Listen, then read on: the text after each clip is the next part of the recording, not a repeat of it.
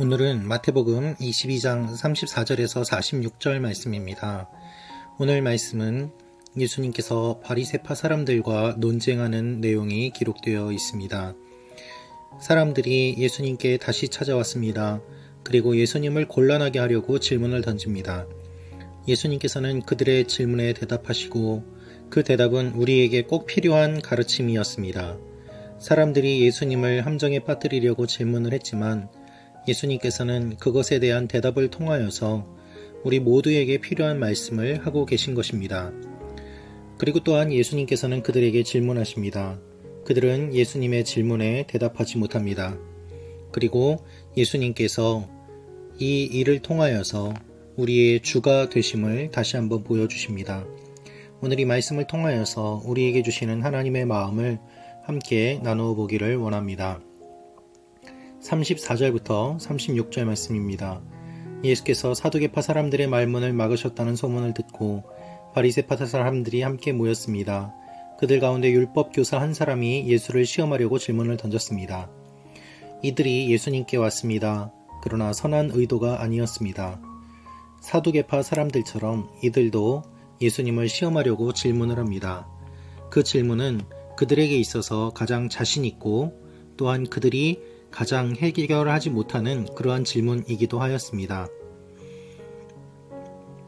자신들이 풀지 못하기 때문에 예수님께서도 대답하지 못할 것이라고 생각하고 질문을 던졌던 것입니다. 그 질문이 바로 36절 말씀입니다. 선생님, 율법 가운데 어느 것이 가장 중요한 계명입니까?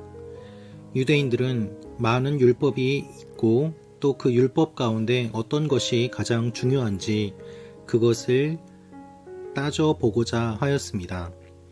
율법에서 가장 중요한 계명에 관한 이 질문은 제2성전 함락 후에 바리새인들이 형성한 랍비 유대교에서 중요한 논쟁거리였습니다. 그들이 서로 논쟁하고 또한 해결하지 못하는 그 질문을 가지고 예수님을 시험하려고 왔던 것입니다. 그런데 예수님께서는 이들의 질문에 너무나도 놀랍게 대답하십니다. 37절부터 39절 말씀입니다. 예수께서 대답하셨습니다. 내 마음을 다하고 내 생명을 다하고 내 뜻을 다해 주 내 하나님을 사랑하여라. 이것이 가장 중요하고 뜸되는 계명이다.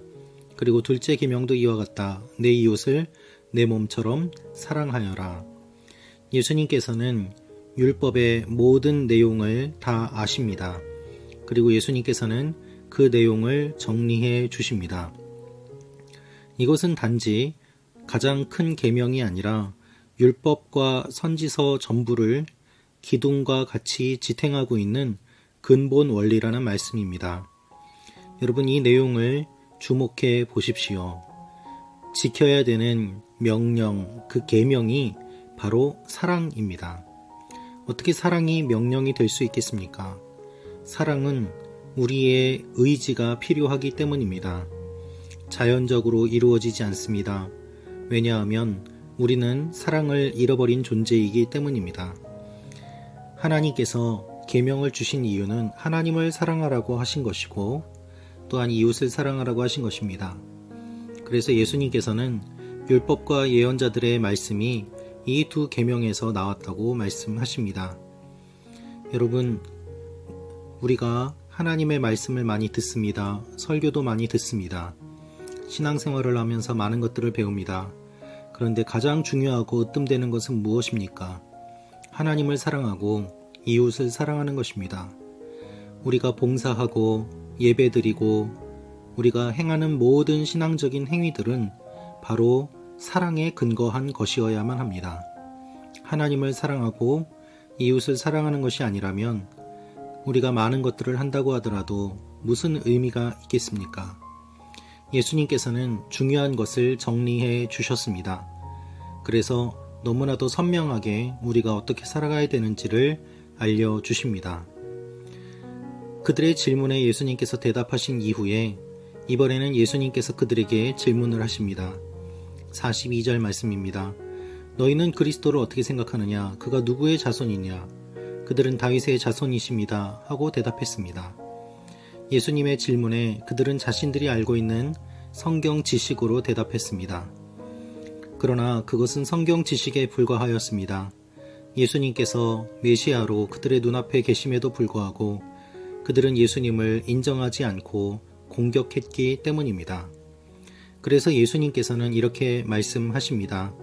44절, 45절 말씀입니다. 주께서 내 주께 말씀하셨다. 내가 원수들을 내 발 아래 굴복시킬 때까지 너는 내 오른편에 앉아 있어라 라고 했다.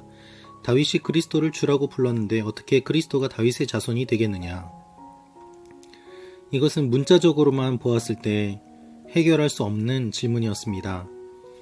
이 의미를 영적으로 해석하고 하나님의 시선으로 바라보지 않으면 해석할 수 없는 질문을 주님께서 던지십니다. 여러분, 그리스도는 다윗의 자손이십니다. 그러나 단순히 육체적인 자손뿐만 아니라 하나님께서 다윗을 통하여서 주시는 언약의 후손이기도 하였습니다. 바리새인들은 예수님께서 말씀하신 이 시편 110편을 다윗 혈통의 메시아에 관한 시편으로 알고는 있었습니다. 그러나 그것이 어떤 의미를 가지고 있는지 해석하지 못했던 것입니다.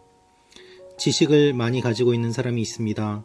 그러나 그 지식을 해석하지 못하고 사용하지 못하는 사람들도 많이 있습니다. 우리에게 필요한 것은 지식과 그것을 해석하는 능력입니다. 그래서 예수님 앞에 우리는 나아가야만 합니다. 사람들은 예수님께 한마디도 대답하지 못했습니다. 예수님께서 말씀을 너무나도 잘 알고 계셨고 또한 말씀의 핵심을 우리에게 선포하시고 또한 전곡을 찌르며 바리새인들을 공격하셨기 때문입니다. 그들은 말씀을 잘 아는 것 같았지만 실제로는 말씀을 몰랐습니다. 여러분, 우리는 주님 앞에서 말씀에 대한 지식을 쌓아야만 합니다. 그리고 또한 말씀의 진정한 의미를 찾아야만 합니다. 그래서 지성과 영성이 균형이 잡힐 때 우리는 건강한 신앙을 갖게 되는 것입니다. 우리가 하나님 앞에 겸손해야 되는 이유가 바로 이것입니다. 주님께서 우리가 생각하는 것보다 그 어떤 공부보다 어떤 지혜보다 뛰어나신 분이시기 때문에 우리는 우리의 지식을 자랑하지 말고 우리의 경험을 자랑하지 말고 겸손하게 말씀을 들고 하나님 앞에 나아가 말씀을 가르쳐 달라고 기도하고 무릎 꿇어야 하는 것입니다. 하나님께서는 우리에게 예수 그리스도를 보내어 주셨습니다. 주님은 성경의 중심이고 말씀의 핵심에 계십니다. 그리고 해석의 중심이십니다.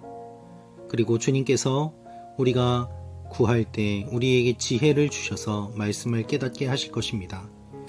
말씀이 육신으로 이 땅에 오신 예수 그리스도, 주님을 알면 알수록 하나님의 말씀의 깊이를 우리가 깊이 맛보아 알게 될 것입니다. 우리가 많은 것들을 하면서 예수님을 잃어버리고 있지는 않은지 우리의 신앙을 다시 한번 점검하는 시간이 되기를 원합니다. 기도하겠습니다.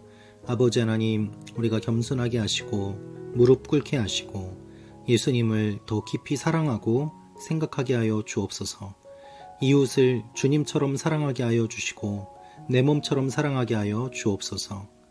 사랑이 없습니다. 사랑이 없는 우리를 불쌍히 여겨주시고 하나님의 사랑을 깊이 경험함으로 그 사랑을 흘려보내는 하나님의 자녀들, 우리 말씀 창고 가족들이 되게 하여 주옵소서. 예수님의 이름으로 기도합니다. 아멘.